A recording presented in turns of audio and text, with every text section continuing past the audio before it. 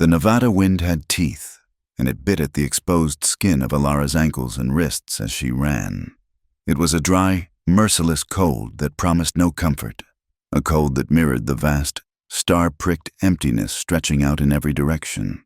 The dust, fine as flour, coated her throat, turning each panicked gasp into a painful rasp. She could taste the grit and the metallic tang of her own fear. Behind her, miles back but as close as the next beat of her heart, was the sound she dreaded most, the steady, relentless rhythm of hoofbeats.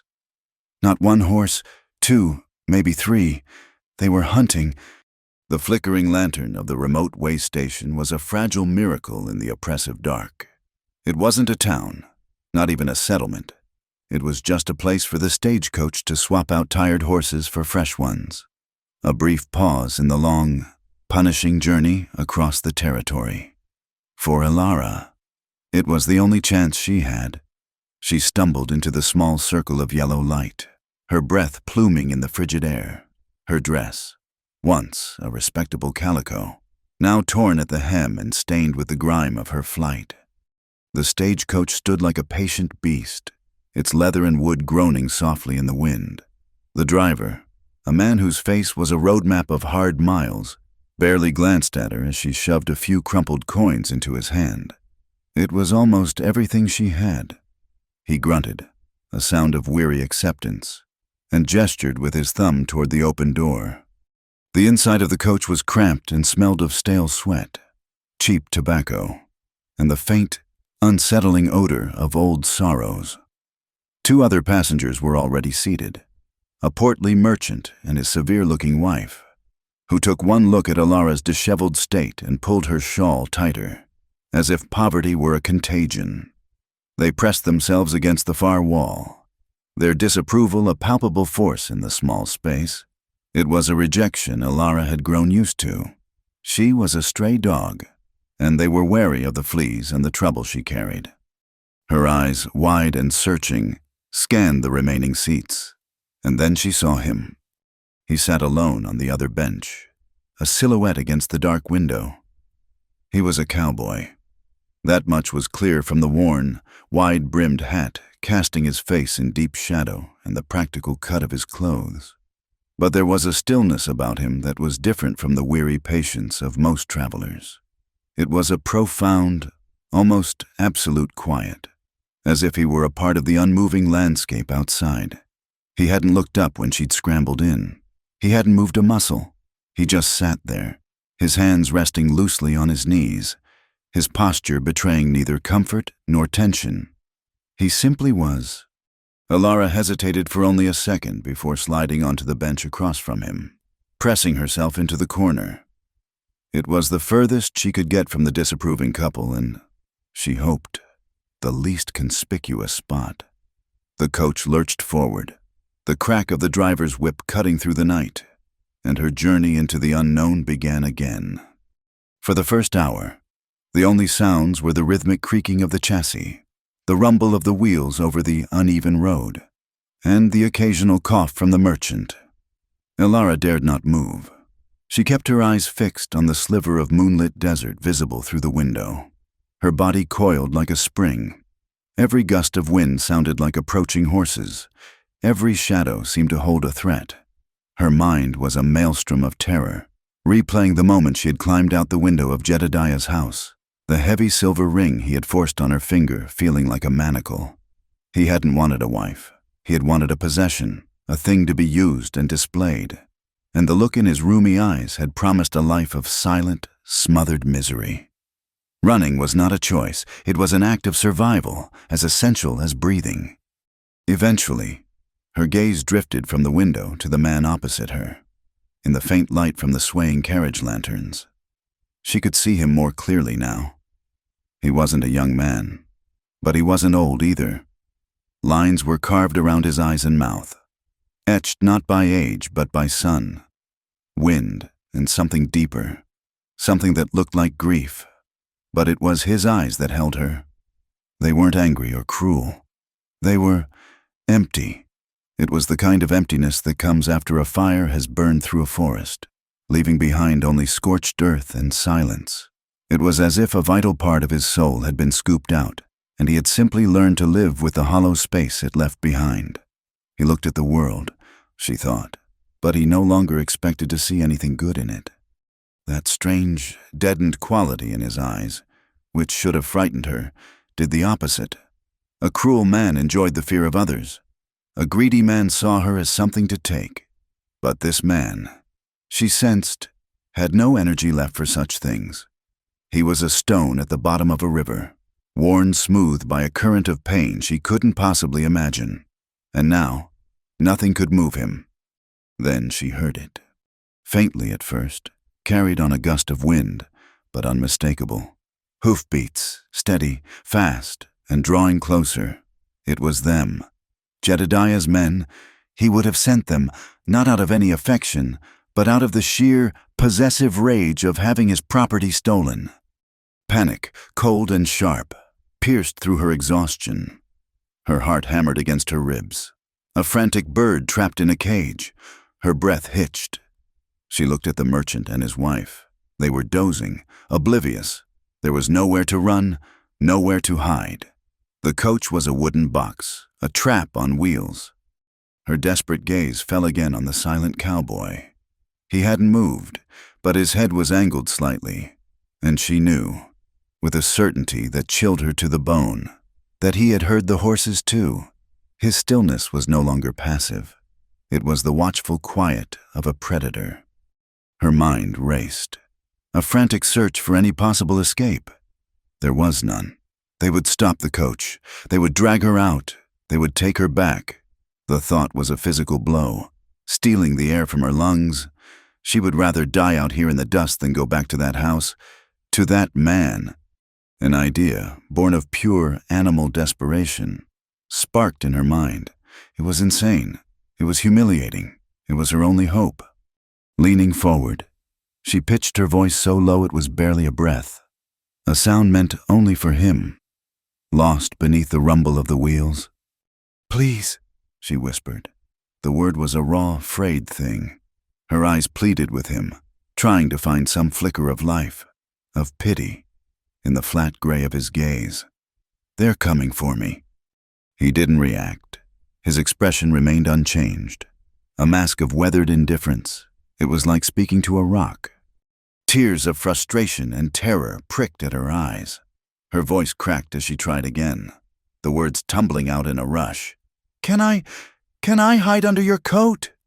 It was the plea of a child asking to hide from a monster in the dark. She was asking this complete stranger, this man with dead eyes, to make her disappear, to shield her with his body, to make himself a wall between her and the men who were hunting her. For a long, agonizing moment, he said nothing. He simply looked at her, and in that gaze, she felt herself being weighed and measured. He saw the torn dress, the desperation, the raw fear that made her tremble. She expected him to refuse, to turn away, to tell the driver that a madwoman was aboard his coach. She expected him to do what everyone else did, nothing. He didn't speak, he didn't nod, but slowly, with a fluid economy of motion, his right hand moved. It grasped the edge of his heavy canvas duster, a coat thick with the dust of a dozen territories and smelling faintly of sagebrush and cold iron. He lifted the flap, opening a space of darkness beside him. It was not an invitation. It was a concession, an offering made without warmth, without promise, but an offering nonetheless. Relief so profound it was dizzying washed over Alara. She didn't hesitate. In one swift, silent movement, she slid off her bench and across the narrow aisle, slipping into the space he had created. She curled herself into the smallest possible ball, her knees drawn up to her chest, her head bowed. The heavy fabric of the coat fell over her, plunging her into a world of shadow and muted sound. It was a strange, disorienting haven. The rough canvas scratched her cheek. The space was tight, forcing her shoulder against the unyielding muscle of his thigh. She could feel the heat radiating from his body, a steady, surprising warmth in the chilled air of the coach, beneath the layers of canvas and wool. She could feel the slow, steady rhythm of his breathing, the faint, powerful beat of his heart against the floorboards. It was the calmest sound she had ever heard. Outside her fragile sanctuary, the world was closing in. The hoofbeats were loud now. Right alongside the coach, a man's voice, rough and commanding, yelled, "Pull up now." The stagecoach groaned to a halt, the sudden stop throwing Alara against the cowboy's leg. He didn't flinch. His body remained as solid and unmoving as an old oak. Heavy boots hit the dirt outside.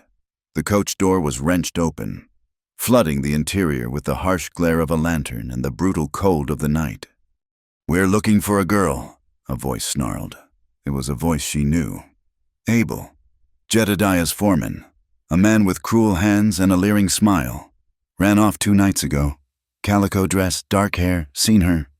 Alara held her breath, convinced the frantic pounding of her own heart would give her away. From beneath the coat, she could hear the merchant stammering a denial, his wife letting out a frightened squeak. She could smell the intruder's sour breath, the stale whiskey on it. Then, the silence stretched.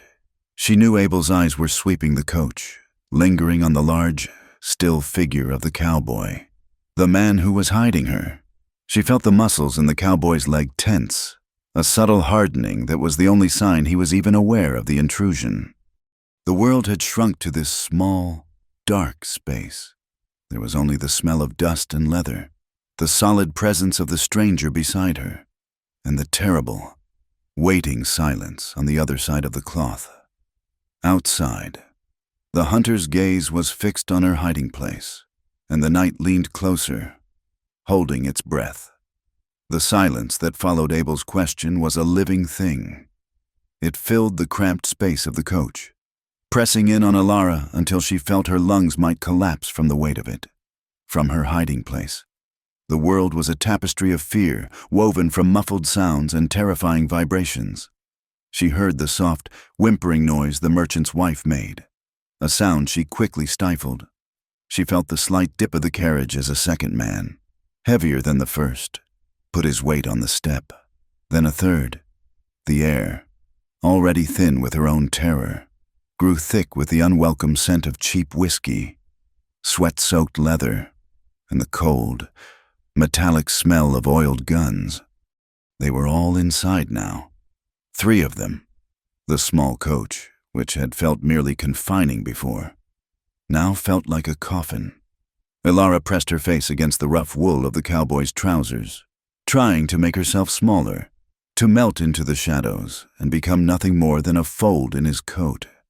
She regulated her breathing, forcing it into a slow, shallow rhythm that burned in her chest, terrified that even the slightest gasp would betray her. Each beat of her heart was a drum against her ribs, a frantic signal she was sure they could hear. "I asked you a question," Abel's voice repeated, closer this time.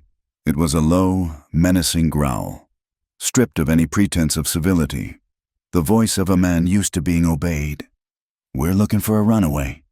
You folks ain't seen a slip of a thing. Dark hair, looks like a spooked doe." The merchant cleared his throat, his voice thin and reedy. "No, sir, no one like that here. We've been on this coach since sundown, just us." His lie was clumsy, born of a desperate desire to avoid trouble, and it hung in the air, fragile as glass. Alara could feel the vibrations through the floorboards as one of the men took a step further into the coach. She imagined his eyes, cold and calculating, sweeping over the pathetic collection of passengers. He would see the frightened merchant and his wife, huddled together like quail, and he would see the man of stone sitting opposite them, a man taking up more than his share of the bench, his long coat draped over something, or someone. A heavy boot nudged the toe of the cowboy's own worn footwear. The contact was slight, but through the connection of their bodies, Alara felt it like a jolt. It was a deliberate provocation, a test. "You're a quiet one," Abel observed. The lantern light must have been directly on them now, because the darkness around Alara seemed to thin slightly. "What's your name?" "Friend." The cowboy did not answer. The silence he projected was no longer empty. It was dense and defiant. It was a wall, and Abel had just walked straight into it. Alara could feel the man's leg beside her, the muscles bunched and hard beneath the denim. He was not relaxed.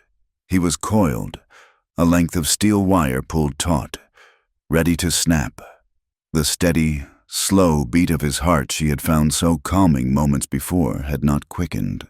It remained a deep, resolute thrum, the rhythm of a man who had made his peace with violence long ago. "Cat got your tongue," another voice rasped. "This one younger, jumpier. This must be the third man, Pike. Or maybe you got something to hide under that big coat of yours." This was it, the moment her fragile world would be torn apart. Alara's eyes squeezed shut. She braced herself for the fabric to be ripped away, for her to be exposed to the harsh lantern light and the even harsher reality of their faces. She imagined being dragged out onto the dirt, her brief taste of freedom turning to ash in her mouth. But the hand she expected never came. Instead, the cowboy moved. It was a small, almost imperceptible shift. He didn't stand. He didn't reach for a weapon. He simply straightened his back slightly, a movement that seemed to make him larger, more solid, and he must have lifted his head, because Abel's tone changed when he spoke again. "Look at me when I'm talking to you, boy," from her prison of cloth. Alara could only imagine the scene. She pictured the cowboy's face, finally lifted from the shadows of his hat brim. She pictured the eyes she had seen earlier, the flat, winter sky eyes that held no fear because they held no hope. Eyes that had seen the worst of the world and were unimpressed by this cheap, roadside bullying. He was showing them the emptiness inside him, and it was more terrifying than any weapon he could have drawn.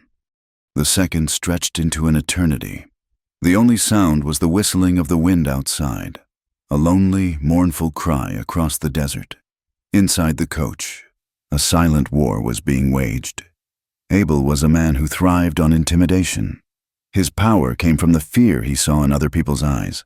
But looking at the cowboy, he would be seeing his own reflection in a dead, still pool. There was nothing there for him to feed on. No fear, no anger, no defiance, just a profound and unnerving absence. It was like trying to threaten a mountain. The mountain does not care. It simply is. Alara risked a tiny movement, tilting her head just enough to try and peer through a small gap in the coat. She could see nothing but the dusty floorboards and the scuffed toe of Abel's boot, planted firmly. Unwilling to retreat, she could feel the standoff in the air, a tension so thick it was almost solid. The other two men were silent, waiting for their leader's cue. They were a pack, and the cowboy was a lone wolf, cornered but unbowed. Finally, after a silence so long that Alara thought her lungs would burst, Abel made a sound, a low, disgusted grunt from the back of his throat. It was the sound of a man who has kicked a rock and only hurt his own foot. Forget it. Abel, the second man, the big, brutish one, mumbled. His name was Marcus. "We're wasting time. She's probably miles from here by now." Abel didn't answer him immediately. The toe of his boot remained, a final, stubborn challenge. He was giving the cowboy one last chance to flinch, to speak, to show any sign of weakness. The cowboy did not oblige. With another curse, muttered under his breath, Abel took a step back. The pressure in the coach lessened instantly. The floorboards creaked as he and his men began to exit, their movements heavy with frustration. "If you see her," Abel snarled from the doorway. His parting shot a weak echo of his earlier confidence. "There's a reward from Jedediah Crane." "You remember that name." The door slammed shut, shaking the entire frame of the coach and plunging them back into near darkness. Alara heard a shout to the driver, the crack of the whip, and with a violent lurch, the wheels began to turn again. They were moving. They were safe. But she didn't move. She remained curled in her ball of fear, listening to the hoofbeats of the three riders as they galloped away, their sound fading back into the vast, indifferent silence of the desert. Only when they were completely gone did she allow herself to take a full, shuddering breath. It felt like her first breath in a new life. Inside the coach, the merchant and his wife began to whisper frantically, their voices shaken. Ilara paid them no mind. Her entire being was focused on the man beside her. He hadn't moved. His leg was still a column of iron against her shoulder. His posture still ramrod straight. The tension had not left him. She waited. She wasn't sure what she was waiting for. A word. A sign that it was safe to come out. Acknowledgement that he had just saved her life. Had faced down 3 armed men for a complete stranger without saying a single word. He gave her none of it. He just sat there, breathing his slow, steady rhythm, staring out the window at the dark, unforgiving landscape. It was as if the entire encounter had been nothing more than a minor inconvenience. A swarm of flies he had waited patiently to disperse. Slowly, cautiously. Ilara began to uncurl herself. Her limbs were stiff and trembling. She pushed back the heavy flap of the duster and emerged from her haven, blinking in the dim, swaying lantern light. She felt exposed, vulnerable. As she slid back across to her own bench, the merchant's wife shot her a look of pure venom, a mix of fear and indignation. Before turning her back completely, Ilara ignored her. Her eyes were fixed on the cowboy. He still hadn't looked at her. His profile was stark against the window, a rugged landscape of its own. She could see the strong line of his jaw, the deep-set eye, the unyielding set of his mouth. Who was this man? Who could wear silence like a suit of armor? Why had he helped her? It made no sense. He had gained nothing. He had risked everything. A part of her, the part that had been running for 2 days straight, wanted to thank him, to pour out her gratitude, but the words wouldn't form. They seemed small and inadequate, like offering a cup of water to a man who had just stopped a flood. And she sensed, with a deep and certain instinct, that he didn't want her thanks. Words were currency in a world he no longer inhabited. His world was one of action, of silence, of enduring. The immediate danger had passed, but a new, more unsettling feeling was taking its root. She was not safe. Those men were still out there. They knew what direction this coach was heading. They could be waiting at the next town, or the one after that. Her escape was not an event. It was a process, and it was far from over. She looked down at her hands, still trembling in her lap. She had escaped Jedediah's house on her own. She had found the stagecoach on her own, but she had not survived that encounter on her own. Her fate was now tangled up with that of the silent, stone-faced man across from her. She had sought refuge under his coat for a few terrifying minutes, and in doing so, had inadvertently sheltered herself in the shadow of his life. And as the coach rumbled on through the cold Nevada night, she had the terrifying premonition that the shadow was just as deep and just as dangerous as the one she was fleeing. For a blessed hour, the only sounds were the steady rhythm of the wheels and the gentle snores of the merchant. A fragile peace settled in the coach, a quiet born of exhaustion rather than comfort. Ilara watched the silent cowboy, who had retreated back into his stony stillness, his gaze fixed on the passing darkness. He had become an enigma she couldn't hope to solve, a man who had shielded her without reason and now sat as if she didn't exist. The space between them felt charged, a silent acknowledgement of the debt she now owed. She was beginning to drift into a light, uneasy sleep when a new sound pricked the edge of her consciousness. It was faint at first, a distant thrumming that was easily mistaken for the wind, but it grew steadily, resolving itself into the familiar, dreadful cadence of galloping horses. They were coming back. Ilara's blood ran cold. She sat bolt upright, her eyes locking with the cowboy's. In the dim light, she saw a flicker in their gray depths, not surprise, but confirmation. He had heard it too. His entire body had gone rigid, his calm transforming into a state of supreme, predatory alertness. The merchant's wife let out a frightened gasp as the hoofbeats grew to a thunderous roar. "They're coming back!" she cried, her voice shrill with panic.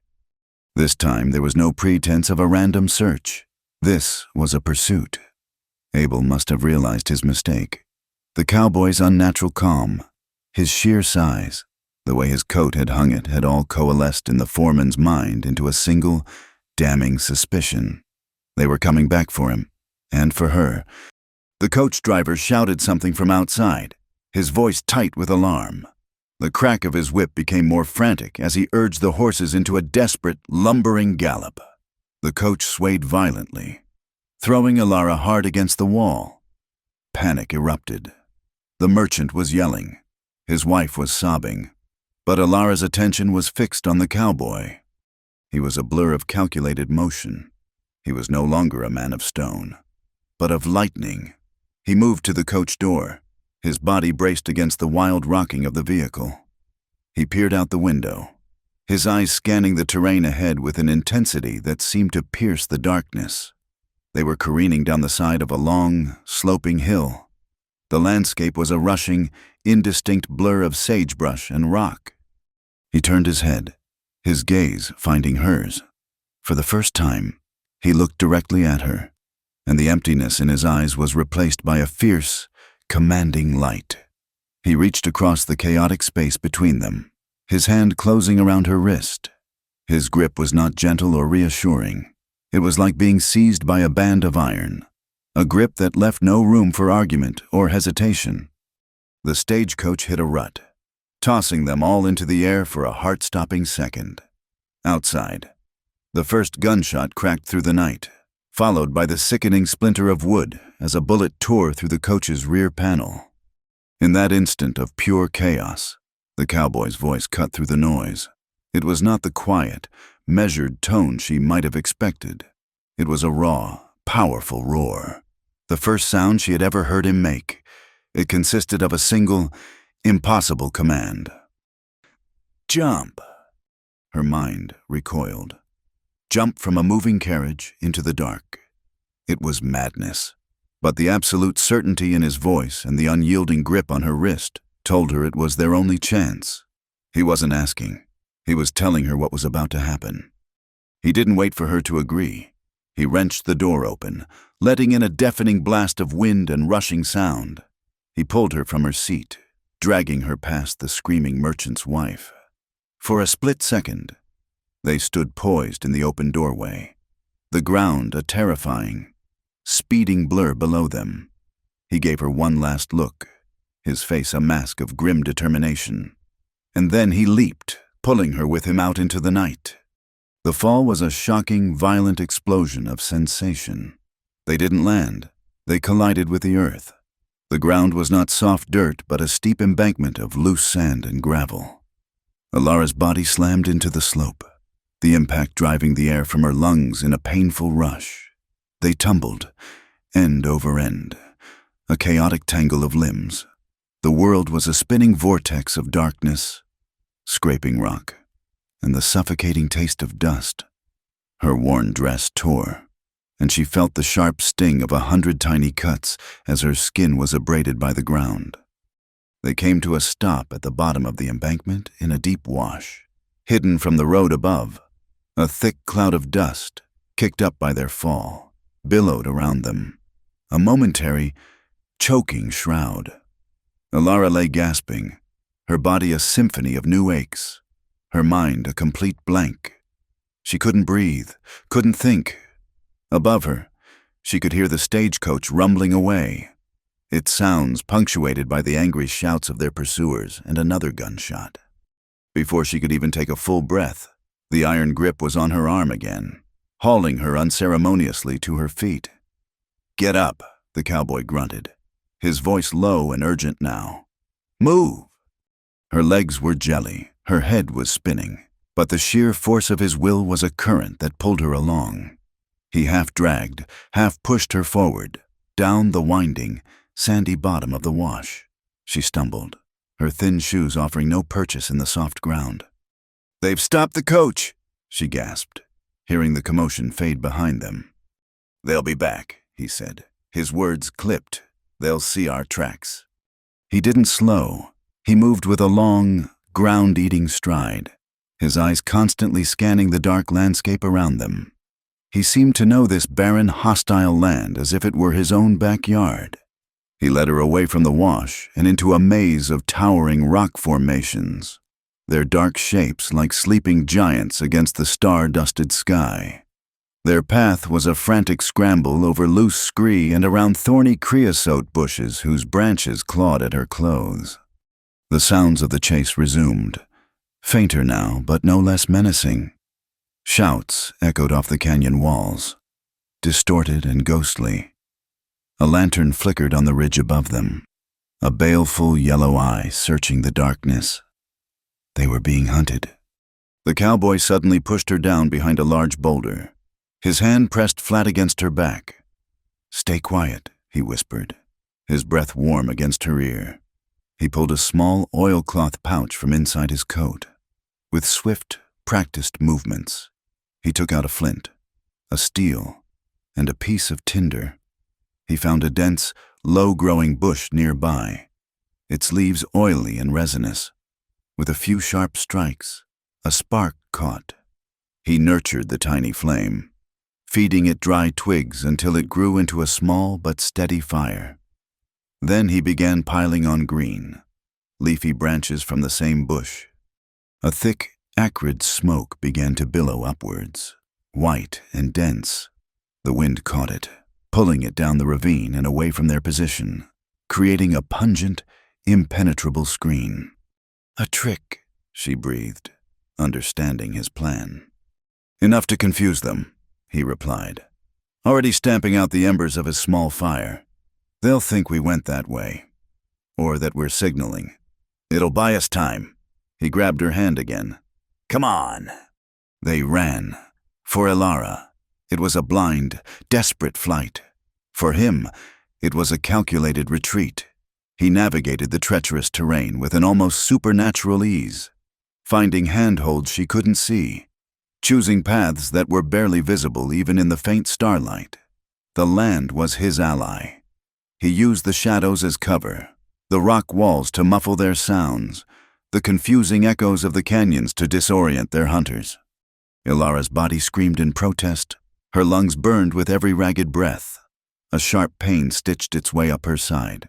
Her ankle twisted on a loose rock, and she went down hard, crying out as her knee struck a sharp stone. The pain was white-hot and immediate. "I can't," she sobbed, the terror and exhaustion finally overwhelming her. "I can't go on." He was beside her in an instant. There was no pity in his eyes, only a relentless, driving urgency.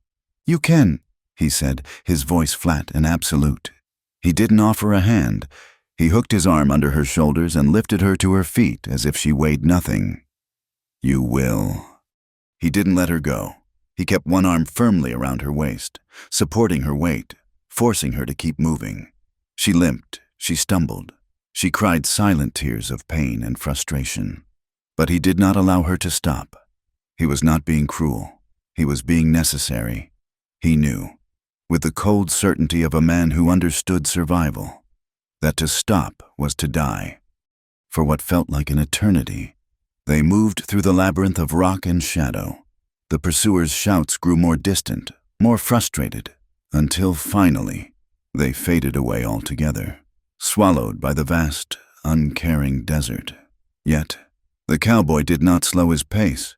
He pushed them onward, deeper into the wilderness, through a narrow slot canyon whose walls rose so high they blotted out the stars, leaving them in an almost perfect, silent blackness.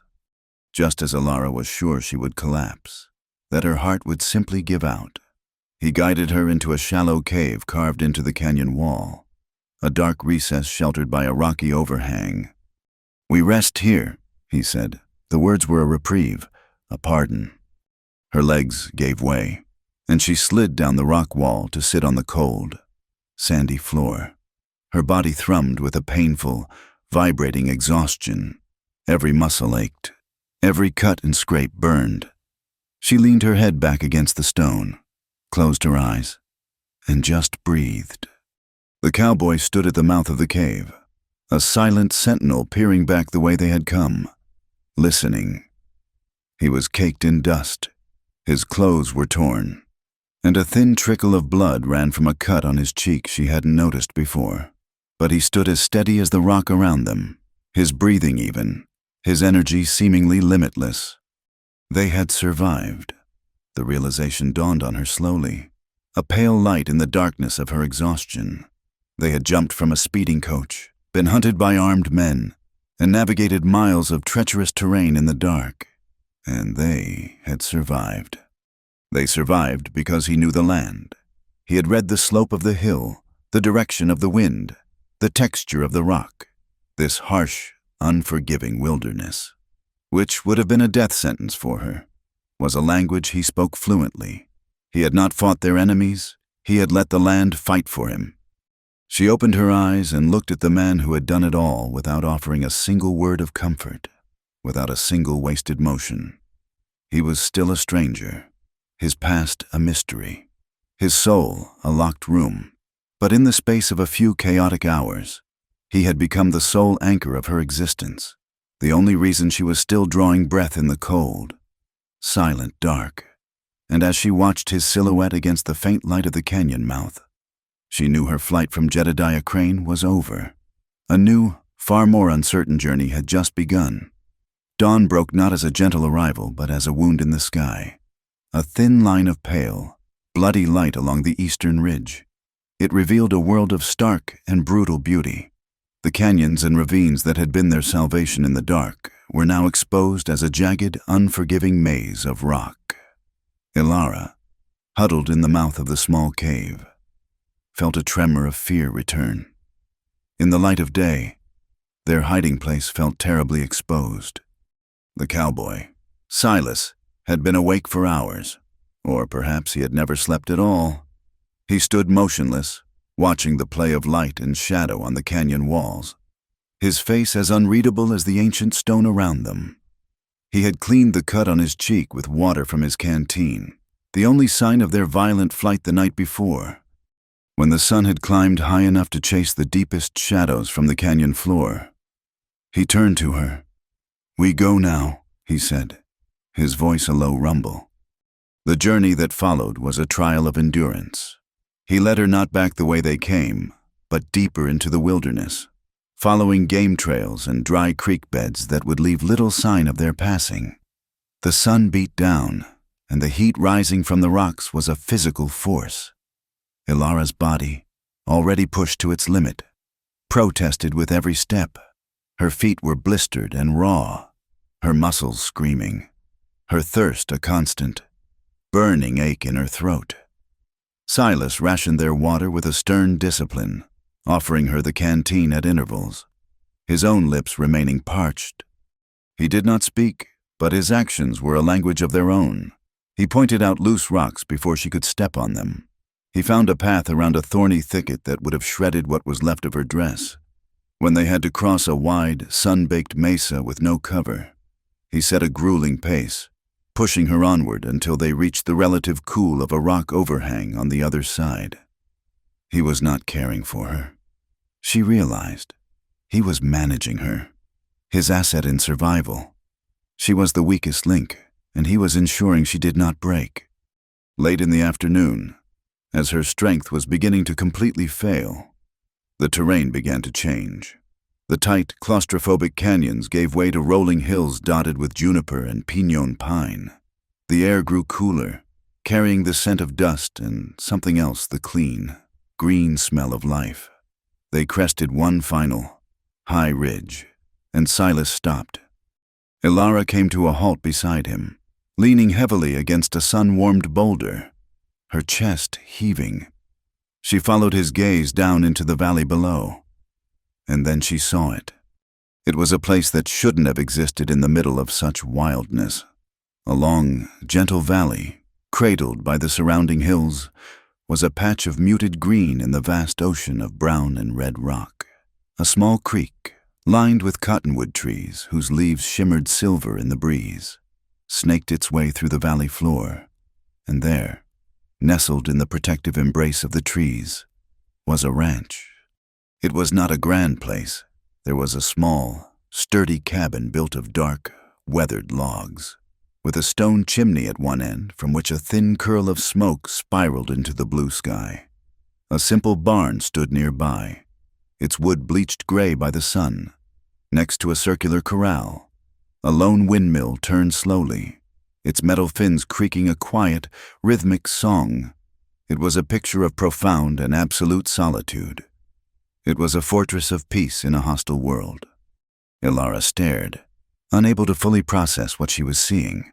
After days of running, of hiding in darkness and being hunted under the sun, the sight of a home, a real place of shelter, was so overwhelming that her knees went weak. The tension that had been a steel band around her heart for as long as she could remember began to loosen, and the release was so sudden, so powerful, it was almost painful. Tears she hadn't known she possessed welled in her eyes, blurring the impossible, beautiful sight. Silas watched her for a long moment, his expression unchanging. Then he spoke, his voice quiet, matter-of-fact, yet carrying the weight of a sacred vow. Safe here. 2 words. It was all he offered. But in those 2 words, she heard the end of the chase, the closing of a door on the life she had fled. Safe. The word itself was a balm, a cool hand on a fevered brow.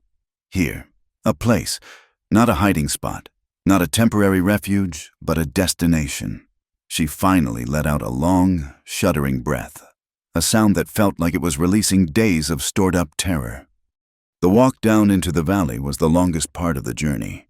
With every step, the ranch grew clearer, more real. The rhythmic creak of the windmill became a welcoming call. The scent of wood smoke was the smell of a hearth, of warmth. As they drew closer, a figure emerged from behind the barn. It was a boy, no older than 8 or 9, carrying a bucket of chicken feed. He had a sturdy frame and a head of unruly brown hair. He stopped when he saw them, his expression not of fear, but of solemn, unblinking curiosity. He watched them approach, his eyes, she noticed, the same shade of gray as the cowboy's, but alive with a child's watchfulness, not a man's weariness. Silas did not greet the boy with a word or a smile. He simply walked past him toward the house, a silent, paternal presence whose arrival needed no announcement. The boy's gaze shifted to Ilara, taking in her torn dress, her dusty face, her exhausted and battered appearance. "You're new," he stated, his voice clear and serious. It wasn't a question. Ilara found her voice, though it came out as a dry croak. "Yes, I am." The boy nodded, accepting this as a complete explanation. He turned and continued on his way to the chicken coop, his small shoulders squared with the importance of his task. The inside of the cabin was exactly as she might have imagined. It was one large room, impeccably clean and sparsely furnished. A stone fireplace dominated one wall. A simple table and 2 chairs sat in the center. In one corner was a neatly made bed, and in another, a smaller cot. A cast-iron stove stood against the far wall, and shelves held a humble collection of tin plates and mugs. It was a man's space, built for function, not comfort. Yet, there were signs of life, a worn book with a leather cover on a small shelf, a half-finished wooden carving of a horse on the mantelpiece, a child's worn boots tucked neatly by the door. Silas gestured to a water pump in the corner. "Clean up," he said. He then took a tin cup, pumped it full of water, and drank it in one long draught before heading back outside, leaving her alone in the quiet of the house. For the first time in days, Ilara was not running, not hiding, not fighting for her life. The silence of the cabin was a gentle blanket. She washed her face and hands, the cool water a blessed relief. She looked at her reflection in the small, cracked piece of mirror hanging by the door and barely recognized the wild-eyed creature staring back. Over the next few days, a quiet, unspoken rhythm began to establish itself. Silas would be gone before dawn, tending to whatever work the ranch required, and would return at dusk, weary and covered in dust. He rarely spoke to her, and she, in turn, did not press him with questions. The space between them was filled not with awkwardness, but with a shared, cautious peace. Ilara, accustomed to a life of work, could not sit idle. She found a broom and swept the cabin floor until it was spotless. She discovered a small vegetable patch behind the house and began to weed it with a careful, patient hand. She found the chicken coop and learned the simple, satisfying task of collecting the warm, brown eggs each morning. She found a pile of Silas's and the boys' clothes in need of mending and, with a needle and thread from a small sewing kit on a shelf, she began to stitch them up, her fingers moving with a familiar, comforting muscle memory. Each task was a prayer. Each chore was an act of reclaiming herself. Sweeping the dust was like clearing the fear from her mind. Tending the garden was like nurturing the small seed of hope in her soul. Mending their clothes felt like she was stitching together the frayed edges of her own life. The boy, whose name she learned was Ben, remained a solemn, watchful presence. He called her the new one, and followed her at a distance as she went about her chores, his gray eyes observing her every move. He was a quiet child, clearly accustomed to the silent company of the man who was raising him. One afternoon, Ilara was hanging laundry on a line strung between two cottonwood trees. The sun was warm on her back, and a gentle breeze carried the clean scent of the soap she'd used. Ben was nearby, whittling a piece of wood with a small, dull knife, his brow furrowed in concentration. She finished hanging the last shirt and turned to him, her voice soft so as not to startle him. "Ben." He looked up, his knife pausing mid-stroke. "That's a fine-looking horse you're carving."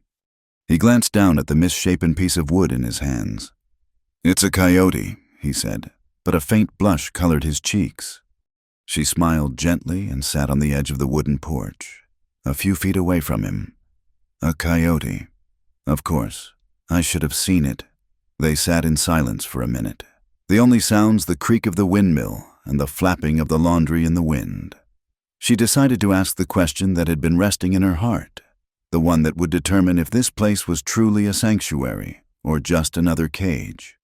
"Is he good to you?" she asked, her voice barely a whisper. "Silas." Ben didn't answer right away. He ran his thumb over the wood, his gaze distant. Ilara held her breath, fearing his answer. She had seen no sign of unkindness, but the man's profound silence and the emptiness in his eyes could hide anything. Finally, the boy looked at her.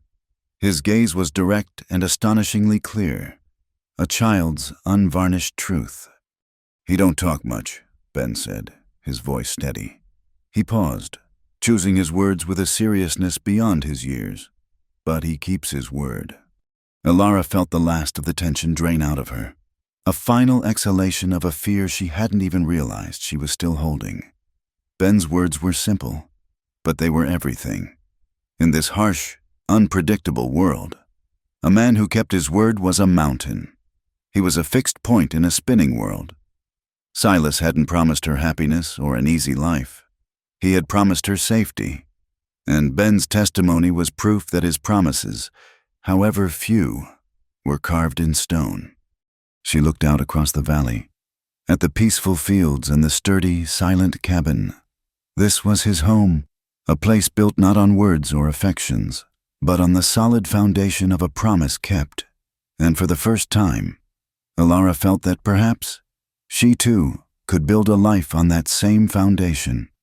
The peace was still fragile, her future still a frightening unknown, but it was real. She was the new one, in a place where words were scarce, but truth was absolute. The days on the ranch bled into one another, each marked by the same simple, grounding rhythm. The sun would rise, painting the valley in hues of soft gold and rose, and Ilara would wake to the distant, rhythmic clang of Silas hammering something at the forge or the soft lowing of the single milk cow. She would fetch the eggs, her hands growing calloused and capable. She would tend the garden, finding a deep, quiet satisfaction in coaxing life from the dry soil. She would cook their meals, simple stews and fresh bread, the scent filling the small cabin with a sense of home she had only ever dreamed of. Evenings were the quietest time. After their meal, eaten in the now comfortable silence that was their primary language, Ben would curl up on his cot, his small wooden coyote clutched in his hand, and fall asleep to the sound of the crackling fire. It was during these quiet hours, when the vast desert night pressed in against the cabin's warm, yellow light, that the ghosts of Alara's past would sometimes whisper at the edges of her newfound peace. One evening, the air was still and cool. Silas sat at the table, his head bent in concentration as he meticulously repaired a leather bridle, his large, scarred hands surprisingly deft with the awl and thread. Alara stood at the wash basin by the stove, her own hands submerged in warm, soapy water, scrubbing the tin plates from their supper. The water felt good against her skin. The work was simple, honest. It was a world away from the life she had been forced into, a life where her hands were supposed to be soft and idle, adorned with a ring that felt heavier than a blacksmith's anvil. She looked down at her hands in the water. They were no longer the hands of a possession. They were red and chapped in places, with a bit of garden dirt still lodged beneath one nail. But they were hers. They worked, they created, they sustained. And as she scrubbed a stubborn spot on a plate, the memory of another pair of hands, soft, pudgy, and smelling of whiskey, rose unbidden in her mind. A wave of revulsion, cold and sharp, washed over her. The plate slipped from her grasp, clattering loudly against the bottom of the basin. Silas looked up from his work, his hands pausing. His gray eyes were questioning, but, as always, he said nothing. "It's nothing," she said quickly, her voice tight. "It just slipped." She retrieved the plate, her heart suddenly beating a frantic rhythm against her ribs. But the memory, once summoned, would not be dismissed. It was there, a dark stain in the clean water. The peace of the cabin suddenly felt like a lie, a fragile shell built over a pit of darkness, and she felt an overwhelming, inexplicable need to make it real, to lance the wound and see if the foundation of this quiet sanctuary could bear its weight. She did not turn to face him. She kept her eyes fixed on the murky water in the basin, her knuckles white as she gripped the edge. Her voice, when it came, was so low it was almost lost beneath the hiss of the fire. "My father," she began, the words feeling like foreign objects in her mouth. "He was not a bad man, not really. He was just weak." Silas did not move. He did not speak, but she could feel his attention on her, a palpable, silent listening that was more unnerving and more encouraging than any question could have been. "He liked to play cards," she continued, her voice a monotone, as if she were reciting a story about someone else. "He thought he was clever, that he could read the other men, but he only ever saw what he wanted to see. He always lost." She took a shaky breath. "He lost the farm my mother had left us. Then he lost the horses. Then there was nothing left to lose. Except me." She scrubbed at the plate again, a frantic, useless motion. A man came to collect the debt. His name was Jedediah Crane. He was older. He had a face like a spoiled apple, all red and blotchy, and he smelled of stale liquor, even in the morning. The ugly details spilled out of her now, quiet and unadorned. She spoke of the day her father, his eyes unable to meet hers, had explained the arrangement. It was a marriage, he'd called it, a way to secure her future, to unite their families. But she had seen the truth in Jedediah's wet, proprietary gaze. It was not a marriage. It was a bill of sale. She was the final wager her father had placed on the table, the last coin in his pocket. And he had lost. "They put a ring on my finger," she whispered, her own hand starting to tremble in the water. It was heavy, gold, with a gaudy blue stone. It felt cold all the time, like a piece of ice. He would hold up my hand and show his friends, like he was showing off a new horse he'd bought at auction. He never called me by my name. He just called me his pretty thing. She told him of the suffocating house, of the silent, resentful servants, of the life that had been laid out for her, a gilded cage where she was expected to sit quietly and look beautiful until she withered. She told him of the night she had finally broken. Jedediah had been in a drunken rage over some business deal, and the cruelty that was usually veiled had shown its true face. He had backhanded a young serving girl for a minor mistake, and in that moment, Alara saw her own future with terrifying clarity. "I knew I would rather die in the desert than live in that house one more day," she said. "That night, I waited until he was asleep. His breathing, it was a horrible, wet sound. I took the few coins I had saved from my mother, and I took the ring. I don't know why. It felt like stealing back a part of myself that he'd paid for." She fell silent. The story was told. It lay in the air between them, a fragile, ugly thing. The only sounds were the crackle and pop of the fire and the faint, lonely cry of a coyote far out in the valley. She kept her back to him, her shoulders hunched, bracing for his reaction. She expected disgust, or worse, pity. Or perhaps he would simply get up and walk outside, unable to bear the weight of her sordid past. She had brought trouble to his door, and now she had sullied his quiet home with her story.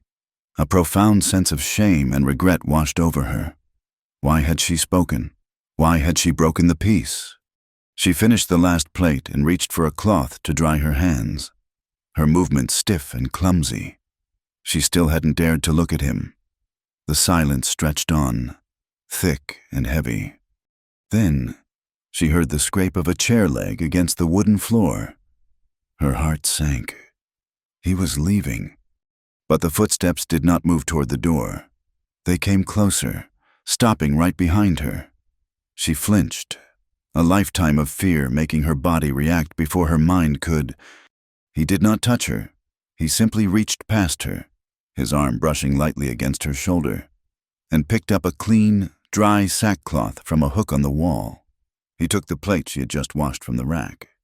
Alara finally turned her head, her eyes wide with confusion.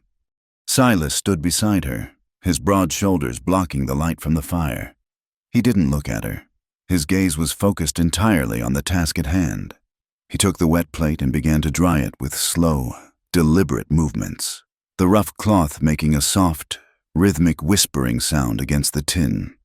He dried it until it shone in the firelight, then placed it carefully on the shelf. Then he reached for the next one. He didn't say a word. He didn't offer a comforting touch or a sympathetic glance.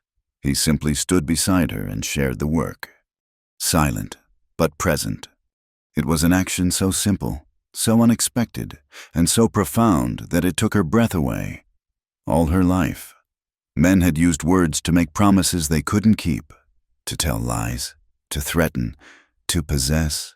Her father's weak apologies, Jedediah's crude compliments, they were all noise, meaningless and cruel. This man, this silent stranger, had answered her story not with words, but with a gesture. He had heard the ugliest, most shameful part of her life, and his response was to pick up a towel and dry a dish. His presence beside her was not one of judgment or pity, it was one of solidarity. His silence was not empty. It was full of a deep, unwavering acceptance. It said, "I am still here. This changes nothing. We will finish the work together." A single tear traced a path through the grime on her cheek. But it was not a tear of sorrow or shame. It was a tear of release. She turned back to the basin and washed the last of the pots, her movements now steady and sure. He dried them as she passed them to him, the two of them working in a seamless, quiet rhythm. In that small, firelit cabin, surrounded by the vast, dark wilderness, she had been protected from harm, but in this moment, standing beside a man who could hear her pain and not turn away, she felt something new, something more than safety. It was the beginning of trust. The days that followed Alara's confession were layered with a new kind of quiet, the silence that had once been a neutral space, a simple absence of noise, was now charged with the memory of her spoken pain and his unspoken acceptance. Nothing had changed in their routine, yet everything felt different. When she handed him his plate at supper, her fingers might brush against his, and a warmth that had nothing to do with the food would pass between them. When he returned at dusk, his gaze would find hers across the room, and for a fleeting second, the emptiness in his eyes would recede, replaced by something softer, something that looked like acknowledgement. Trust, she learned, was not a fortress built overnight. It was a garden, planted with a single seed and tended with a cautious, hopeful hand. She found herself wanting to give something back, to offer a piece of beauty to this man who had shielded her from so much ugliness. But what could she offer a man who seemed to need nothing, who lived a life stripped bare of all but the most essential things? The answer came to her one afternoon as she was walking along the creek bed, the sun warm on her shoulders. There, growing in a defiant splash of color from a crack in a sun-bleached rock, was a single wildflower. It was a desert marigold, its petals the vibrant, impossible yellow of a stolen piece of the sun. It was a small, perfect thing, thriving in a place where it had no right to thrive. It reminded her of the fragile hope that was beginning to grow in her own heart. On impulse, she plucked it from the rock, its slender stem delicate in her fingers. She carried it back to the cabin, its bright color a secret she held in her palm. The thought of handing it to him was mortifying. It was too direct, too forward. It was a word in a language they did not speak. So she waited until dusk, just before he was due to return from the far pastures.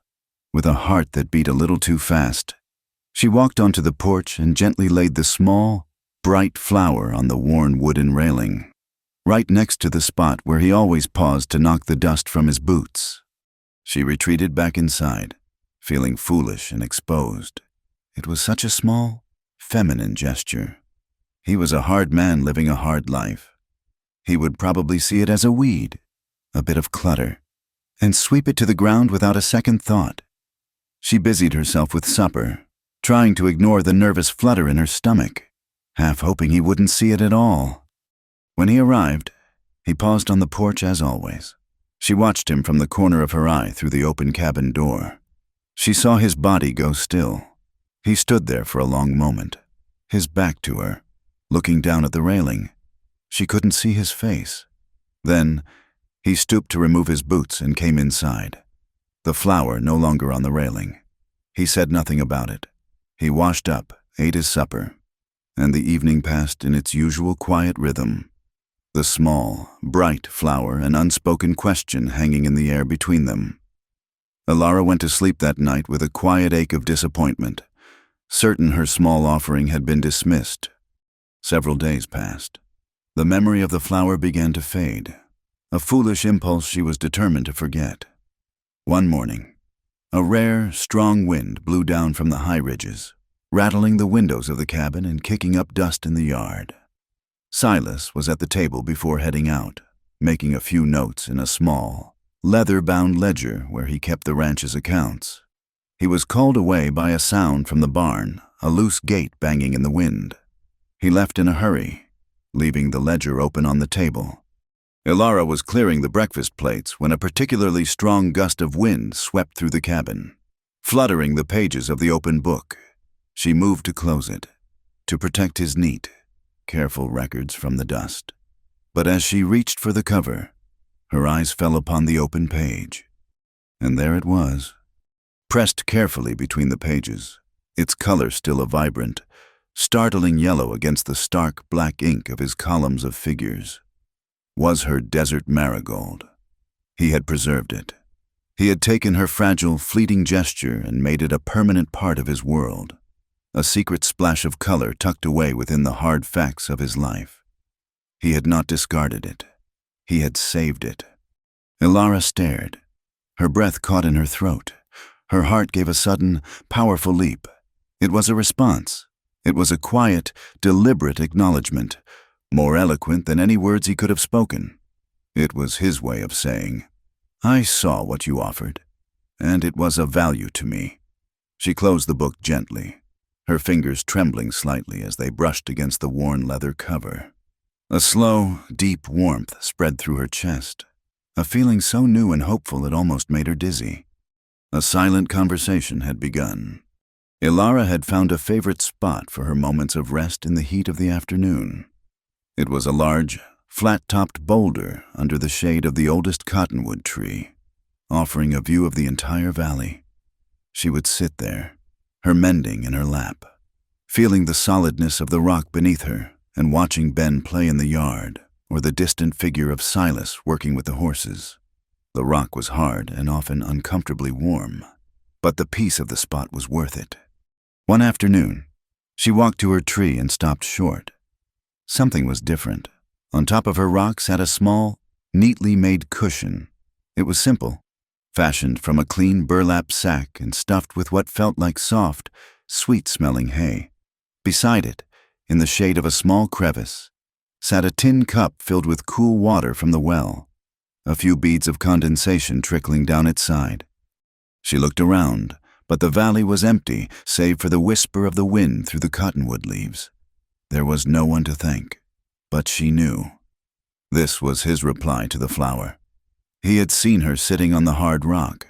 He had observed her small comfort and had taken it upon himself to improve it. It was a gesture of profound and practical tenderness. It was not a poem or a compliment. It was a cushion and a cup of water. It was a gift in his own language, the language of quiet action and thoughtful provision. She sat down on the cushion, its simple comfort a luxury. She drank the water, and it was the sweetest she had ever tasted. And as she looked out at the valley, at the small, sturdy cabin that had become her sanctuary, she knew that this was no longer just a place of safety. It was becoming something more. The unspoken dialogue continued, a delicate tapestry woven from small, everyday threads. When she noticed the handle on his favorite coffee mug was loose, she spent an evening carefully wrapping it with waxed thread, reinforcing it until it was stronger than before. A few days later, she found a small, intricately carved wooden bird, sanded smooth, sitting on the windowsill above the wash basin. She would leave a slice of her freshly baked apple cake on a plate for him after he came in from a long day. And the next morning, she would find a small pile of perfectly shaped, flat skipping stones by the back door, the kind she'd mentioned to Ben that she liked.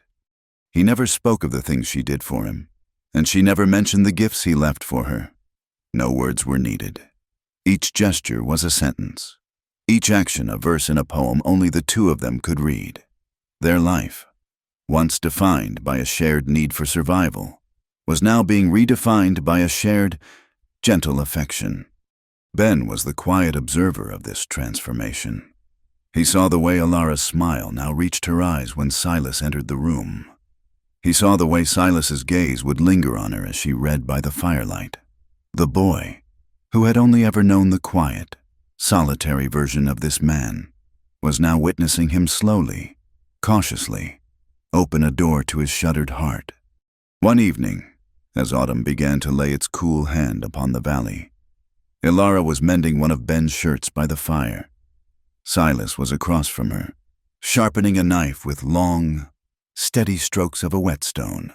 The rhythmic, scraping sound was a comforting counterpoint to the crackling flames. "Your stitching is good," he said, his voice startling her out of her concentration. It was the first time he had ever commented on her work. She looked up, a blush rising on her cheeks. "My mother taught me. She said you can tell a lot about a person by the way they mend things." He paused his work, his gray eyes meeting hers over the flickering light. "What does this stitching say?" he asked, his voice a low rumble. She looked down at the neat, almost invisible stitches she had made, a line of perfect, tiny squares holding the torn fabric together. "It says," she began, her voice soft but sure, "that what is broken is worth fixing, that it can be made whole again." He held her gaze for a long moment. The sound of the whetstone stilled. In his eyes, she saw a flicker of the old sorrow, the emptiness she had first seen in the stagecoach. But this time, it was mixed with something new, something fragile and questioning. He did not reply, but he didn't have to. He slowly resumed his work, and in the steady, rhythmic scrape of steel on stone, she heard his answer, a silent acknowledgement of a shared truth that both of them were broken things, slowly, quietly, being mended. The peace of the valley had become the rhythm of Alara's own heart.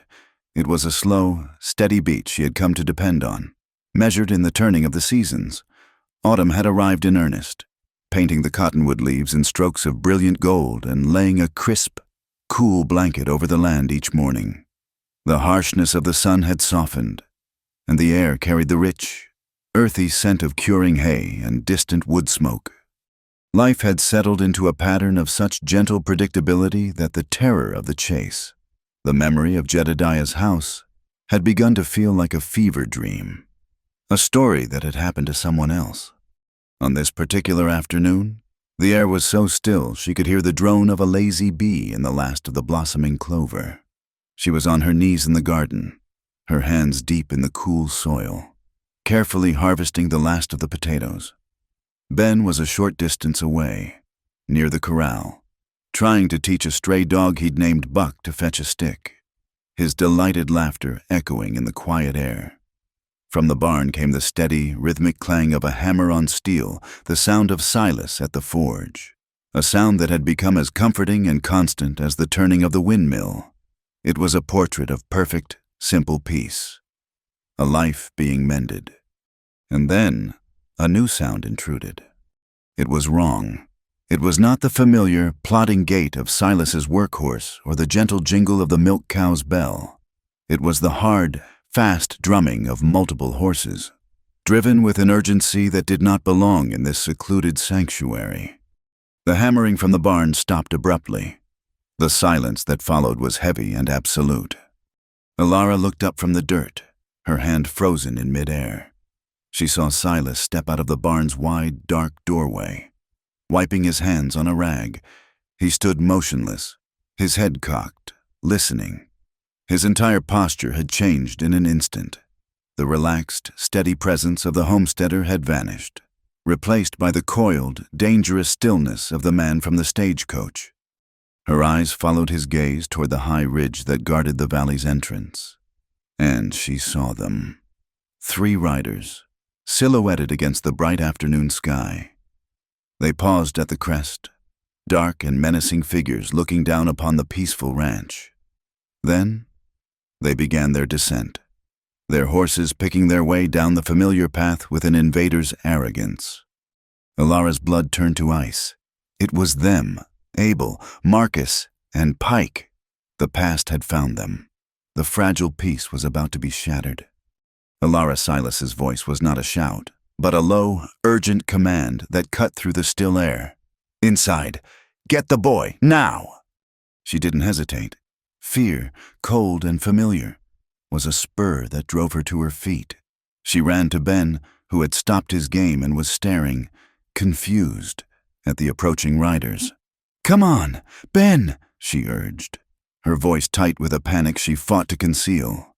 She scooped him into her arms. He was getting too big for it, but she didn't care and ran for the cabin. She burst through the door with Silas right behind her. He didn't follow her in. He moved past her to the fireplace, his face a grim mask of stone. With one fluid motion, he lifted the heavy rifle from its pegs above the mantelpiece. He checked the load, his movements economical and sure. "The root cellar," he ordered, his back to her as his eyes scanned the yard through the window. "The door is under the rug. Don't make a sound. Don't come out, no matter what you hear." She wanted to argue, to plead with him to come with them, but she knew it was useless.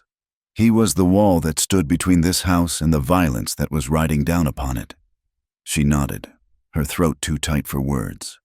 She grabbed Ben's hand and pulled him toward the heavy bearskin rug in the center of the room.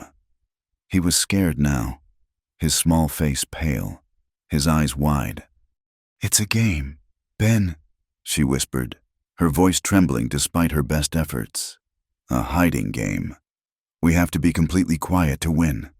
She threw back the rug, revealing the thick wooden trapdoor. She wrenched it open, a wave of cool, earthy air rising to meet them. as she guided Ben down the short, steep ladder into the darkness. She cast one last, desperate look at Silas. He stood by the door, rifle held at the ready, a lone soldier preparing to defend his fortress. Their eyes met for a fraction of a second, and in his gaze, she saw a universe of grim resolve and a flicker of something else, something that looked terrifyingly like a final goodbye. She pulled the heavy door shut over their heads, plunging them into a musty, absolute blackness. The world became a terrifying collage of muffled sounds, filtered through the thick floorboards above. She held Ben tight against her, his small body trembling. She could hear the heavy thud of the horses' hooves as they entered the yard and stopped. Then, the creak of saddle leather and the heavy, confident footsteps on the porch. "Silas!" It was Abel's voice, thick with a smug, triumphant cruelty. "We know you're in there, and we know you've got something that belongs to Mr. Crane. Send the girl out, and we might just let you live." There was no reply from Silas. The sound that came next was the violent, splintering crash of the cabin door being kicked in. It was followed by a deafening roar as Silas's rifle fired. A man screamed in pain and fury. Then, the sounds dissolved into chaos. It was the sound of a house being torn apart, a heavy thud, the crash of a chair splintering against a wall, grunts of effort, the sickening wet sound of fists hitting flesh, a table overturned, sending plates and mugs smashing to the floor. Through it all, Alara could hear Silas's strained, guttural yells as he fought, the sounds of a bear being savaged by a pack of wolves. She huddled in the darkness, her hands clamped over Ben's ears, her body shaking uncontrollably. Every crash, every shout, was a blow to her own heart, the safe, warm kitchen she had come to love. The heart of their home was being desecrated, turned into a battleground. The fight seemed to last an eternity. Then there was a different sound, a heavier, crunching impact, followed by a deep groan and the solid, final thud of a large body hitting the floor. After that, there was only the sound of heavy, ragged breathing from above. The silence that followed was more terrifying than the noise. Alara's heart hammered in her chest. She strained to hear, praying for a sign, for the sound of Silas getting back up, but there was nothing. Slowly, agonizingly, she lifted the edge of the cellar door, just a crack, and peered out. The sight that met her eyes would be burned into her memory forever. The cabin was in ruins. Furniture was overturned, broken, and there, lying on the floor by the cold hearth, was Silas. He was on his side, his face pale, a dark stain of blood spreading across his shirt from a wound on his head. His rifle lay on the floor a few feet from his outstretched, unmoving hand. Standing over him were Marcus and Pike, their chests heaving.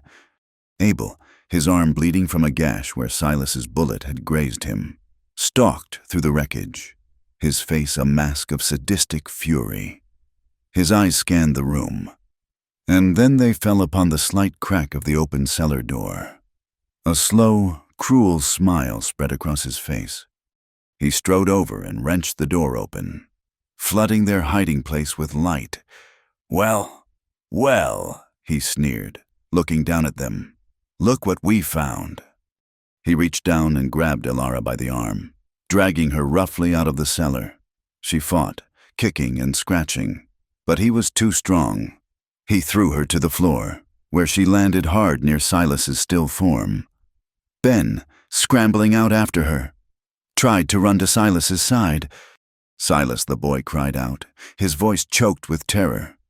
Before he could reach him, Pike, the wiry, rat-faced man, lunged and grabbed the boy.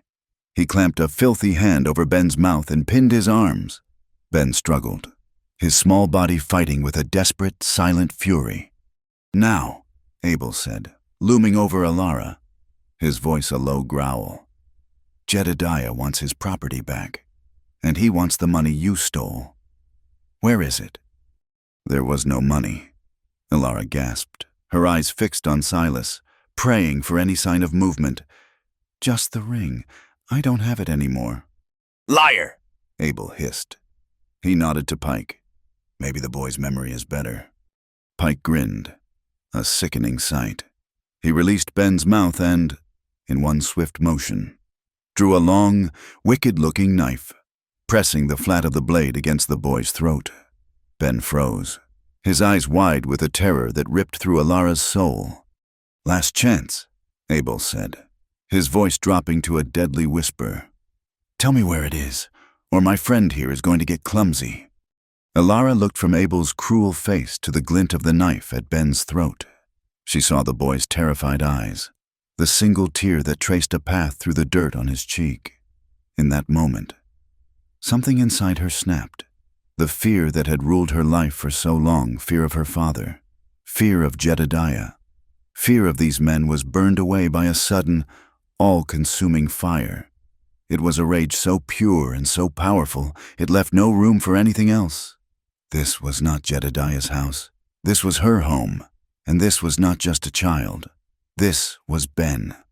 Her eyes darted around the room, searching, desperate. They fell upon Silas's rifle, lying on the stone floor by the hearth, so close to his still hand. It was an impossible distance away, but she had to try. It's in the flour sack, she stammered, pointing a trembling finger toward the pantry, in a small leather pouch. Abel's greedy eyes followed her gesture. For one critical second, his attention was diverted. It was all she needed. She did not run for the door. She launched herself across the floor, scrambling on her hands and knees over the rough-hewn planks. She moved with a speed born of pure, primal instinct. Abel roared in anger as he realized the deception, but he was a step too slow. Her fingers closed around the cold, heavy steel of the rifle barrel. She grabbed it, pulling the heavy stock toward her. It was clumsy, heavier than she could have imagined. She rolled onto her back, propping the rifle on her knees, and pointed it at the center of the room. Pike, still holding the knife to Ben's throat, let out a nervous laugh. You don't even know how to hold that thing, girl. Her hands were shaking so violently she could barely keep the barrel steady. Her whole body trembled with a storm of adrenaline and terror. She was not a killer. She was not a fighter. She was a girl who liked to grow flowers. But as she looked down the long, dark length of the barrel, her vision narrowed. The chaotic, ruined room faded away. Abel and Marcus and Pike faded away. All she could see, all that mattered in the entire world, was the terrified face of the small boy she had come to love. Her hands trembled, but her eyes, fixed on the man holding the knife, were as cold and steady as river stones. The world narrowed to the long, dark barrel of the rifle, the small, shining bead of the front sight, and the sneering face of the man who held a knife to Ben's throat. Pike's laugh was a dry, scraping sound, full of contempt. Look at her, boys, he jeered, his eyes glittering with cruel amusement. The little mouse thinks she's a lion. Put it down, girl, before you hurt yourself. Abel, holding a blood-soaked rag to his arm, chuckled along with him. Marcus shifted his weight, his big, brutish face a mask of confident disdain. They saw her as she had always seen herself, a frightened thing, a runaway, a piece of property to be reclaimed. They saw the violent trembling of her hands, the paleness of her face. They did not see the fire that was burning away the fear. Ilara's mind was a maelstrom. Every instinct screamed at her to drop the gun, to beg for mercy, to do anything to appease the violence before her. The weight of the rifle was immense, an impossible burden. Her shoulder ached from the strain. The smell of blood and splintered wood filled her nostrils, threatening to choke her. But then she looked past the rifle sight at Ben. His eyes were locked on her, wide with a terror that was absolute, but also with a fragile, desperate flicker of hope. He believed in her. In that moment, his belief became an anchor in the storm of her fear. "Let him go," she said. Her voice did not sound like her own. It was low, and it shook, but it held a core of new, unyielding steel. Or what Abel taunted, taking a step forward. "You'll shoot me. You haven't got the nerve." He was right. She didn't have the nerve to kill a man. The thought was a cold, sick knot in her stomach. But the thought of them hurting Ben, that was a different matter. That was a fire that burned hot enough to forge a new kind of nerve. "I'm not aiming at you," she said, her gaze never wavering from Pike. A flicker of uncertainty crossed Pike's face. The girl's eyes were wrong. They weren't the eyes of a frightened doe anymore. They were the eyes of a cornered she-wolf, fixed on the threat to her cub. His grin faltered. The standoff stretched, time itself seeming to thicken and slow. The only sounds were the ragged breathing of the men and the frantic, hammering beat of Ilara's own heart. The rifle grew heavier. Her arms screamed in protest. She knew she couldn't hold it steady for much longer. Doubt, a cold and insidious serpent, began to whisper in her ear. They were right. She was a fraud. She was playing a part she didn't know how to finish. It was in that moment of wavering resolve that a new sound entered the ruined room. It was not a loud sound. It was the soft, almost imperceptible scrape of a boot on the porch boards outside, followed by the metallic, double click-clack of shotgun hammers being cocked. It was one of the deadliest and most definitive sounds of the West, and it cut through the tension in the room like a razor. "Abel, Marcus," and Pike froze, their heads whipped toward the doorway. Framed in the shattered opening stood a man Ilara had only seen from a distance. It was Raul, an old Mexican man who worked for Silas, tending the horses and living in a small, quiet shack down by the creek. He was wiry and stooped, his face a roadmap of wrinkles carved by 70 years of sun and hardship. He looked frail, ancient, but in his hands he held a massive, double-barreled shotgun, and he held it with an ease and familiarity that spoke of a lifetime of use. The twin barrels, dark and cavernous, were aimed squarely at Abel's chest. Raoul's dark eyes, usually placid and gentle, were now as cold and hard as obsidian chips. They held no anger, no fear, only a calm, lethal finality. He spoke, his voice a dry, gravelly rasp, the English heavily accented but perfectly clear. "Do as she says." The entire dynamic of the room shifted. A moment before, it had been 3 armed men against a frightened girl. Now, it was an entirely different equation. The intruders were caught in a crossfire between the trembling, unpredictable rifle in Ilara's hands and the steady, undeniable promise of death in Raoul's. Abel stared at the old man, his face a mixture of shock and fury. He had not even considered the possibility of other hands on the ranch. He had seen it as the holding of one man, easily overcome. It was a fatal miscalculation. "This ain't your fight, old man," Abel snarled, though his voice had lost its confident edge. "This is Don Silas's home," Raoul replied, his voice flat. The shotgun did not waver. "His fight is my fight. Now, tell your friend to let the boy go." Pike's eyes darted nervously between the rifle pointed at him and the shotgun aimed at his boss. The knife at Ben's throat was no longer a tool of intimidation. It was a liability. Ilara felt a surge of strength flow into her arms. Raoul's presence was a buttress, shoring up her collapsing resolve. She was not alone. She took a breath, the air burning in her lungs, and let half of it out, just as she'd once seen Silas do when he was teaching Ben to aim at tin cans.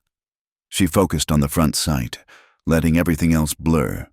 Her target was not Pike's heart or his head. It was the shoulder of the arm that held the knife. "Let him go," she repeated, her voice dropping to a near whisper, a sound more menacing than any shout. For one last, fatal second, Pike hesitated, his pride warring with his instinct for self-preservation. He chose pride. He tightened his grip on Ben, a final act of defiance. And Ilara pulled the trigger. The explosion was deafening in the enclosed space. The rifle bucked against her shoulder like a furious mule, a shocking, brutal force that sent a spike of pain through her whole body. Flame and smoke erupted from the barrel. For an instant, she was blind and deaf, her world consumed by the violent report. When her vision cleared, the first thing she saw was Ben, scrambling away from Pike, his face a mask of shock and terror. Pike was screaming, a high, thin sound of agony and surprise. He stumbled backward, clutching his shoulder, the knife clattering uselessly to the floor. A dark, ragged hole had appeared in the fabric of his shirt, from which blood was already beginning to well. Her shot had gone slightly wide, tearing through the fleshy part of his upper arm instead of his shoulder. But it had done its job. Ben was free. He didn't run to her. He ran to the still form on the floor, collapsing beside Silas and crying his name. The spell was broken. Abel stared at the blood pouring from his man's arm, then at the rifle in Alara's hands, its barrel still smoking, and finally at the unwavering shotgun in Raoul's grip. The fight was over. The prize was not worth the cost. Greed gave way to a sudden, desperate need for survival. "Let's go!" he yelled, grabbing the injured Pike and dragging him toward the door. Marcus, needing no further encouragement, was right behind them. His earlier bravado completely gone. They stumbled out of the cabin, a chaotic, panicked retreat. Raoul stepped aside to let them pass, his shotgun following them every step of the way. They scrambled onto their horses, a clumsy, desperate mounting, and galloped out of the yard without a single backward glance, leaving a cloud of dust and the echo of their failure behind them. Raoul lowered the hammers on his shotgun and stepped fully into the cabin. He looked at the devastation, the broken furniture, the shattered crockery. The blood on the floorboards and his weathered face settled into lines of deep sorrow. Then he looked at Alara. She was still on the floor, the heavy rifle resting across her lap. The violent trembling had returned, racking her entire body. The adrenaline was draining away, leaving behind a cold, nauseating emptiness. The smell of gunpowder was acrid in her throat. She looked at her hands, the hands that had just fired a weapon and wounded a man. They looked alien to her, like they belonged to someone else. She had done it. She had faced them. She had pulled the trigger. The sound of Ben sobbing brought her back to the present. She pushed herself to her feet, her legs unsteady, and let the rifle slide from her lap. She stumbled over the debris to the hearth where Ben was huddled over Silas, his small hands shaking his father's unresponsive shoulder. "He won't wake up," Ben cried, his voice thick with a child's bottomless grief. Alara knelt beside them, her heart a cold, hard knot of dread. She gently pushed Ben's hands aside and put her own fingers to the side of Silas's neck. For a terrible, breathless moment, she felt nothing.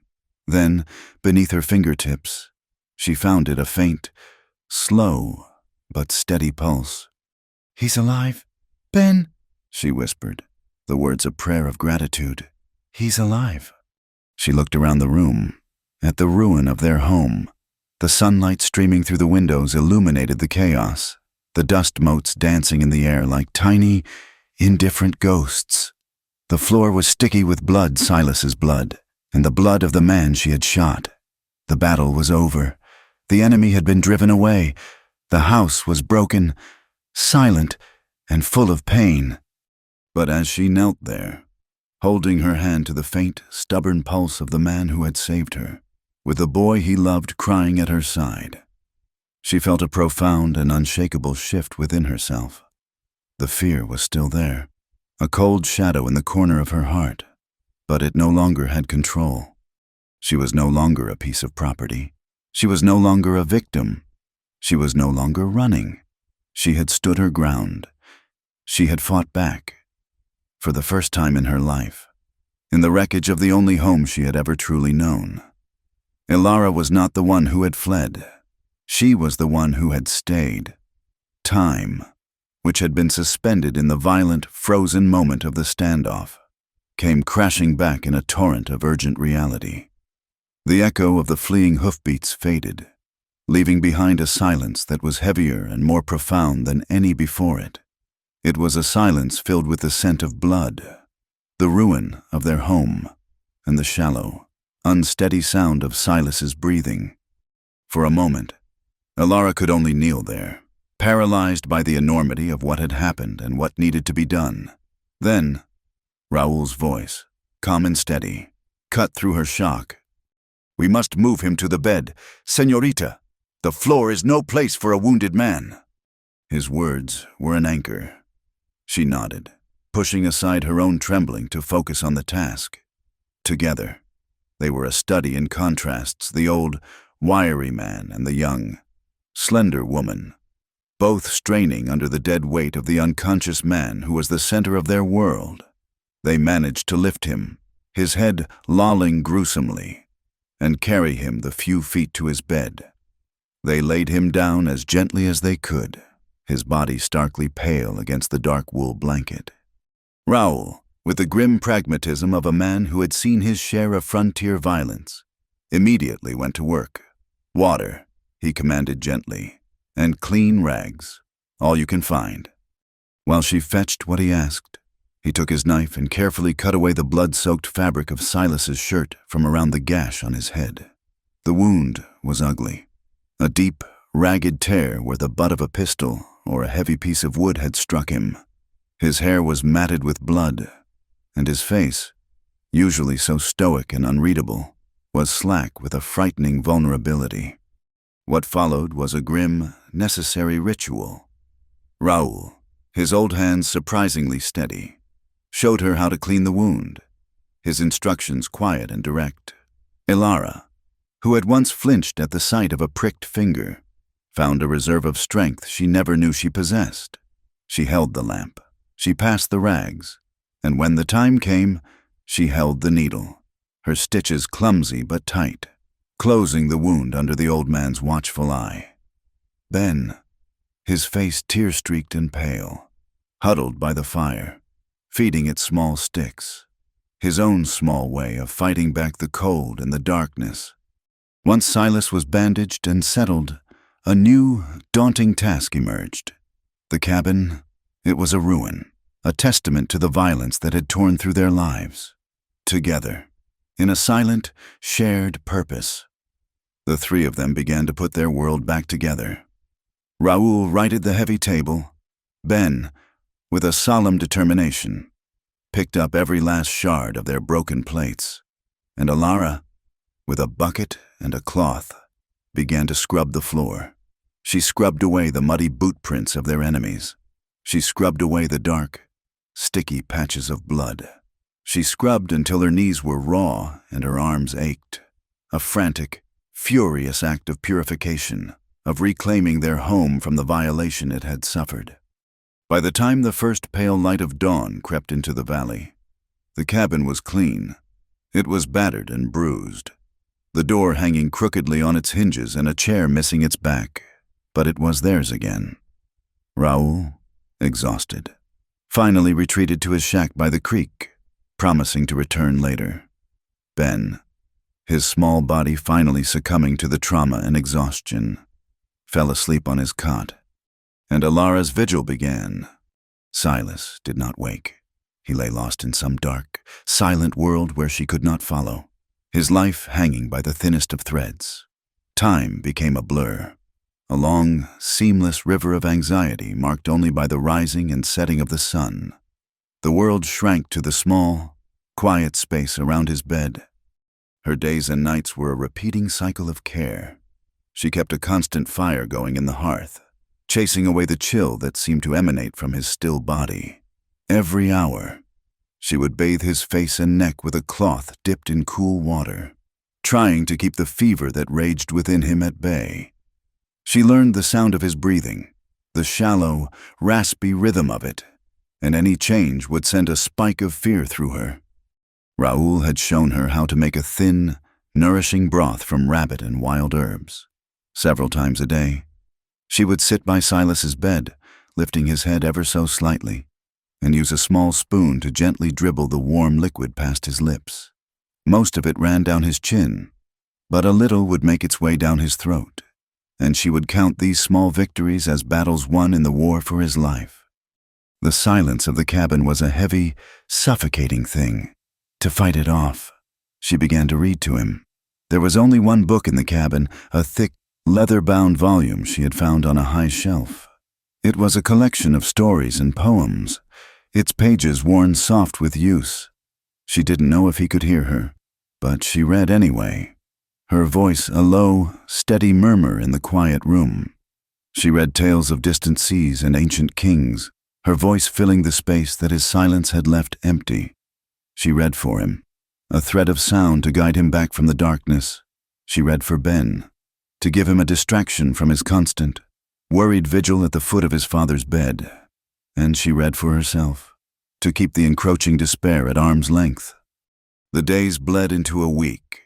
His fever would rise, leaving him drenched in sweat and muttering incomprehensible fragments of words. And she would sit with him through the long nights, the cool cloth her only weapon against the fire that was trying to consume him. Then the fever would retreat, leaving him paler and weaker than before. Through it all, she sat, she watched, and she waited. She learned the landscape of his face, the lines of pain and sorrow she had never allowed herself to study so closely. She traced the scar on his cheek with her eyes, wondering at the story it held. She looked at his hands, lying still on the blanket, and remembered how they had mended a bridle, carved a wooden bird, and reached past her to dry a dish. On the 8th night, the fever broke. One moment he was burning, his skin radiating a dry, punishing heat. The next, a great wave of sweat washed over him, and when it passed, his skin was cool to the touch. His breathing, for the first time, deepened, losing its ragged, shallow edge and settling into a slow, even rhythm. Ilara, slumped in her chair by the bed, her body aching with a week of sleeplessness, felt a surge of hope so fierce it was painful. She laid her head down on the edge of his mattress, her hand resting near his, and, for the first time, she allowed herself to truly sleep.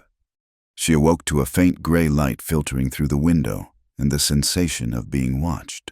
She lifted her head, her neck stiff, and her eyes met his. They were open. The frightening emptiness was gone, and the feverish glaze had vanished.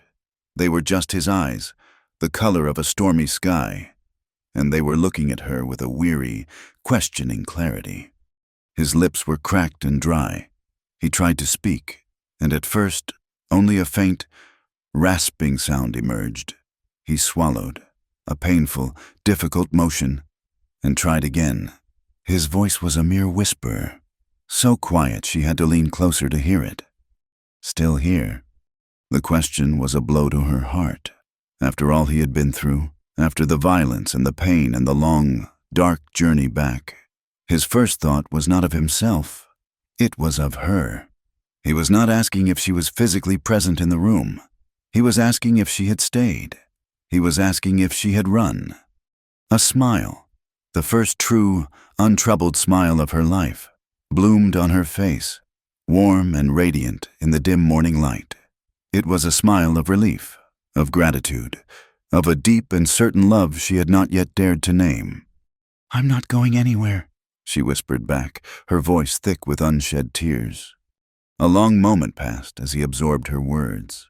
A flicker of some deep, hidden emotion passed through his eyes. Relief, gratitude, wonder.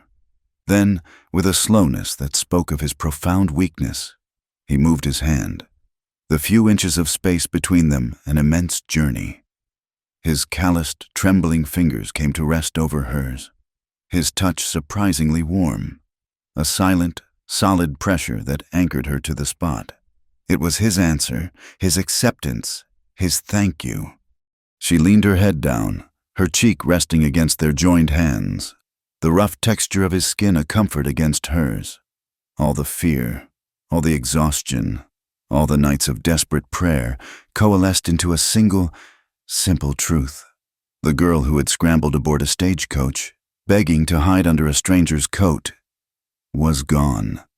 The woman who had picked up a rifle to defend a child had taken her place. She lifted her head and met his gaze again, her own eyes clear and shining. "I'm not afraid anymore," she whispered, the words a vow spoken in the quiet sanctity of the dawn. "Because I'm not alone anymore." Silas's return to the world was not a sudden flood of light, but a slow, quiet tide. The first days after he woke were a landscape of weary consciousness, a country he navigated with a profound and bone-deep exhaustion. Ilara, who had been the fierce guardian of his life, now became the gentle architect of his recovery. Her vigil did not end. It simply changed its nature. The frantic, desperate care of the first week was replaced by a tender, patient rhythm. She was no longer just fighting off death. She was coaxing life back into him.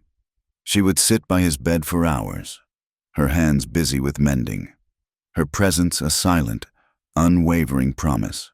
When he was strong enough to take more than broth, she made him a soft porridge, spooning it to him with a gentle hand. The first time he managed to eat a full bowl, Ben, who had been watching with an almost unbearable intensity, let out a small whoop of joy, a sound so pure and triumphant it made both Ilara and Silas smile. Words remained a scarce commodity, but they were no longer needed. A world of communication existed in the small gestures between them. When he would try to shift his position in bed, and a flicker of pain crossed his face, her hand would already be there, adjusting his pillows. When she looked weary, her shoulders slumped from another long night in the chair, he would reach out and touch her arm, a silent command to rest. Their shared language of action, born of necessity and survival, was now blossoming into a language of deep, intuitive affection. After a few days, with Raoul's help, they moved him from the bed to a chair they placed by the fire. It was a monumental journey that left him pale and trembling. But as he sat there, wrapped in a blanket, a subtle shift occurred. He was no longer just a patient. He was the master of the house again, his presence, however weakened, filling the small cabin with its familiar, solid weight. From his chair, he began to reclaim his world. He would watch Ilara as she moved about the kitchen, his gaze following her with an intensity that made her skin tingle. He was not just watching a woman who was caring for him. He was watching a miracle. He was seeing the woman who had held a rifle with trembling hands and had not backed down. He was seeing the quiet strength that had rebuilt his home while he lay helpless. He saw the way she smiled at Ben, a smile of pure, unadulterated love, and he knew, with a certainty that went deeper than any wound, that the silent, empty spaces in his life were being filled. One afternoon, Raoul came to the cabin, his hat in his hands. He stood before Silas's chair and simply nodded, a slow, deep gesture of respect. "The horses are well. Don Silas," he said, "the fences are mended." He paused, his dark, wise eyes shifting to Ilara, who was kneading bread at the table. "The home is well." Silas looked at Ilara, then back at his old friend. He returned the nod. It was a conversation between two men who had known each other for a lifetime, a silent acknowledgement that the fragile peace of this valley had been saved, not just by his own strength, but by the unexpected courage of the woman he had sheltered. The day Silas first stood on his own 2 feet, the entire valley seemed to hold its breath. He used the mantelpiece for support, his legs unsteady, but his will was a thing of iron. Ilara and Ben stood by, their hands hovering, ready to catch him, but he waved them away with a small shake of his head. This was a step he had to take himself. He made it from the fireplace to the crookedly re-hung door and stood there, leaning against the frame. Looking out at his land, he breathed in the clean, crisp air, the scent of pine and curing grass, and it was the breath of a man reborn. Life began to find its new rhythm, a melody composed of 3 harmonious parts. The work of the ranch was waiting. Ilara, who had once learned the chores as a way to earn her keep, now performed them as a partner. She would milk the cow while Silas, his strength slowly returning, would mend a harness on the porch, his movement still slow, but growing more certain each day. Ben would run between them, a happy, chattering shuttle weaving their lives together. They worked together in a way that transcended words. He would begin a task, and she would know, just by the way he held a tool, what he needed next. She would start a sentence, and he would finish it with a simple, understanding nod. Their shared trauma and the long, quiet days of his recovery had forged a bond between them that was stronger than steel. A deep, intuitive connection that made speech almost redundant. They were two halves of a whole, each understanding the silent workings of the other's heart. The seasons continued their slow, graceful turn. The gold of autumn gave way to the stark, quiet beauty of winter.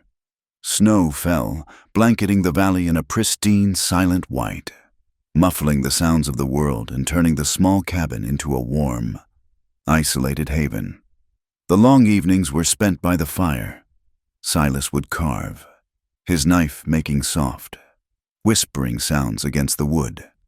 Ben would do his lessons, his brow furrowed in concentration, and Alara would read aloud from the worn book, her voice the gentle, melodic heart of their home.